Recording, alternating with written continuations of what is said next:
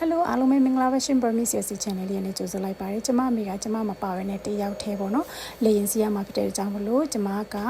American Airline ကို round ticket ဝယ်လိုက်တယ်။ Airline application လေးကိုကျွန်မရဲ့ဖုန်းထဲမှာ download လုပ်ထားတယ်။သူ့ဖုန်းထဲမှာ download လုပ်ထားပါတယ်။ဝင်လိုက်လို့ရှိရင်တော့ဒီမှာ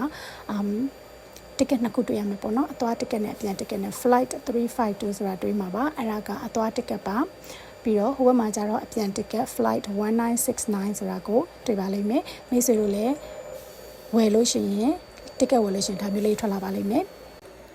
အဲ့တော့ American Airline ဖြစ်တဲ့အကြောင်းမလို့ AA352 ဆိုတာလေးကိုမှတ်ထားပေးပါ AA ဆိုတာလေးကိုမှတ်ထားပေးပါเนาะ flight number flight 352က AA352 လို့မှတ်ထားပေးရမှာဖြစ်ပါတယ်ဆိုရင်ကျွန်မကသူ့ရဲ့ message ထဲကိုဝင်လိုက်မယ်ဝင်ပြီးတော့ AA352 ဆိုပြီးတော့ရိုက်ပြီးတော့ send လုပ်လိုက်တယ်ဆိုလို့ရှိရင်အပေါ်မှာပြတ်ထားတဲ့အတိုင်းပဲ American Airline AA352 ဆိုတဲ့ဟာမျိုးလေးကိုထွက်လာမှာဖြစ်ပါတယ်အဲ့ဒါလေးကိုနှိပ်လိုက်လို့ရှိရင်သူကဘာ technology အများကြီးမှာသုံးစရာမလိုပဲနဲ့အဲ့ဒါလေးကိုနှိပ်လိုက်တာနဲ့သူ့ရဲ့ခရီးစဉ်ကိုသူတွေ့ရမှာဖြစ်ပါတယ်ပြီးတော့ flightaware.com ဆိုတာကိုတွားလိုက်ပါတွားပြီးတော့ AA352 ဆိုတာလေးကိုရွေးလိုက်ပါ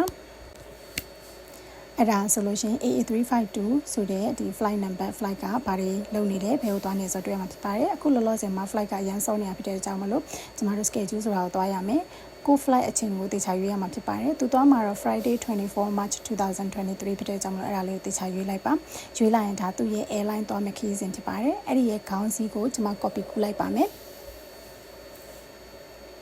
အခုလိုမျိုး copy ကူးပြီးတဲ့အချိန်မှာကျွန်မကတော့ Facebook သုံးလို့ Facebook မှာ link ကိုတွားချလိုက်ပါတယ်အဓိကတော့ကျွန်မရဲ့အမျိုးတွေ